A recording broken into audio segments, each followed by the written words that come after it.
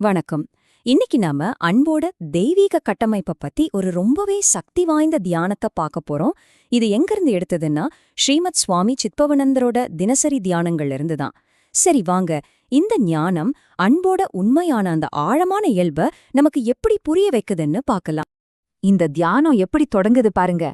அன்பு களஞ்சியமே, என்னை நீ அன்பு தோய்த்து விடாயோ அப்படின்னு ஒரு வேண்டுதலோட. இது வெறும் வார்த்தைங்கள் இல்ல, நம்ம ஆத்மாவோட ஒரு ஆழமான ஏக்கம். அன்புங்கிறது ஒரு ஆப்ஷன் இல்ல, அது நம்ம உயிர் வாழ்றதுக்கு காத்து தண்ணி மாதிரி ஒரு அத்தியாவசிய தேவைங்கிறத இந்த வரிகள் ரொம்ப அழகா சொல்லுது.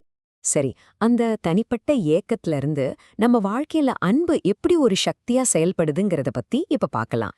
அன்புங்கிறது வெறும் ஒரு ஃபீலிங் மட்டும் இல்லைங்க, அது நம்ம வாழ்க்கைய ஒவ்வொரு நொடியும் மாத்தி அமைக்கிற ஒரு ஆக்டிவ் ஃபோர்ஸ். அது எப்படின்னு கேக்குறீங்களா? பாருங்க, அன்பு உண்மையிலே ஒரு செயல்ல இருக்கிற சக்தி. அது நம்ம வாழ்க்கைய இனிமையாக்குது.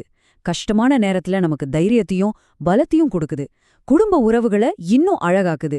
இந்த உலக வாழ்க்கைய ரசிச்சு வாழ வைக்குது. அட ஏன், அழகில்லன்னு நம்ம நினைக்கிற விஷயத்துல கூட ஒரு அழகா காட்ட வைக்குது. சொல்லப்போனா வாழ்க்கையோட எல்லா அம்சத்தையும் தொட்டு மாத்திர ஒரு சக்தி தான் அன்பு. இங்க பாருங்க, ஒரு ரொம்ப பவர்ஃபுல்லான ஒப்பீடு. சொர்க்கம் நரகம்னு நாம எங்கேயோ தேடிட்டு இருக்கோம் இல்லையா? ஆனா அது எங்கேயும் இல்ல. நம்ம மனசுக்குள்ள அன்பு எவ்வளவு இருக்கோ அதை பொறுத்து நாம ஒவ்வொரு நிமிஷமும் அனுபவிக்கிற நிலைகள் தான் அது. அன்பு நிறைஞ்சிருந்தா அதுதான் ஸ்வர்க்கம். அதே அன்பில்லாம வறண்டு போனா அதுதான் நரகம். சிம்பிளா சொல்லணும்னா நம்ம உள் மனசுதான் நம்ம வெளி உலகத்தையா உருவாக்குது. இப்போ இந்த தியானத்தோட மைய புள்ளிக்கு வந்துட்டோம். இது பல 1000 வருஷம் பழமையான நம்ம தமிழ் ஞான நூலான திருமன்றத்திலிருந்து எடுத்த ஒரு ஆழமான போதனை. இது அன்ப பத்தின நம்ம பார்வையே மாத்தக்கூடிய சக்தி வாய்ந்தது.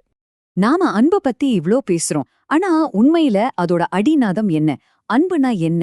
அதோட உண்மையான ஸ்வரூபம் என்ன? இந்த கேள்விதான் அடுத்ததா வரப்போற ஒரு பெரிய வெளிப்பாட்டுக்கு நம்மள தயார்படுத்துது. இந்த வரிகளை கொஞ்சம் நல்லா கவனிங்க. அன்பும் சிவமும் இரண்டென்பர் அறிவிலார். அதாவது அறிவில்லாதவங்க அன்பையும் சிவனையும், அதாவது இறைவனையும் வேற வேறன்னு நினைக்கிறாங்க. அடுத்த வரி பாருங்க. அன்பே சிவமாவது ஆறும் அறிகிலார். ஆனா அன்பேதான் சிவம், அன்பேதான் இறைவன்கிற அந்த பெரிய உண்மைய யாருமே தெரிஞ்சுக்கிறதில்ல. கடைசியா அன்பே சிவமாவது ஆறும் அறிந்து பின் அன்பே சிவமாய் அமர்ந்திருந்தாரே. எப்போ ஒருத்தர் இந்த உண்மை உணர்றாங்களோ அப்ப அவங்களே அன்பா சிவனா மாறிடுறாங்க. யோசிச்சு பாருங்க, இது எவ்வளவு பெரிய ஒரு புரட்சிகரமான கருத்து. இந்த ஈக்குவேஷனோட மகத்துவத்தை புரிஞ்சுக்க சிவம்ங்கிற வார்த்தையோட ஆழமான அர்த்தத்தை நம்ம தெரிஞ்சுக்கணும். சிவம்னா இந்த முழு பிரபஞ்சத்துக்கும் மூலமான எல்லா இடத்துலயும் நிறைஞ்சிருக்கிற அந்த பரம்பொருளை குறிக்குது. அப்போ அன்பே சிவம்னு சொல்றது அன்பு ஒரு நல்ல குணம்னு சொல்றதை விட பல மடங்கு மேலானது. அது என்ன சொல்லுதுன்னா, அன்பேதான் தெய்வீகம், அன்பேதான் முழுமுதற் கடவுள்னு பிரகடனம் பண்ணுது. இது ஒரு ஆன்மீக பயணத்தோட 3 படிகளை ரொம்ப அழகா காட்டுது. முதல்ல, அன்பும் தெய்வமும் வேற வேறங்கிற ஒரு தப்பான பார்வை. ரெண்டாவதா, இல்ல அன்பேதான் தெய்வங்கிற உண்மை புரியறது. கடைசியா அந்த உண்மையாவே மாறி அன்பாகவே வாழ்றது.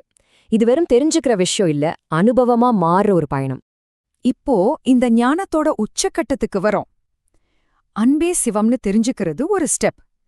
சரி, ஆனா அந்த உண்மையாவே வாழ்றதுனா என்ன? அது நம்ம வாழ்க்கைய எப்படி மாத்தோம்? இதுதான் அந்த ஃபைனல் ஸ்டேஜ். அப்பப்போ அன்பு ஒரு உணர்ச்சியா ஃபீல் பண்றதுல இருந்து நாமளே அன்போட உருவமா மாறுறது. அதாவது நம்ம ஒவ்வொரு சொல்லும், நம்ம ஒவ்வொரு செயலும், நம்ம எண்ணமும் அந்த தூய்மையான அன்பிலிருந்து ரொம்ப இயல்பா வெளிவரும். இது வெறும் ஃபீலிங் இல்ல, இது நம்மளோட உண்மையான இயல்பாவே மாறிடும்.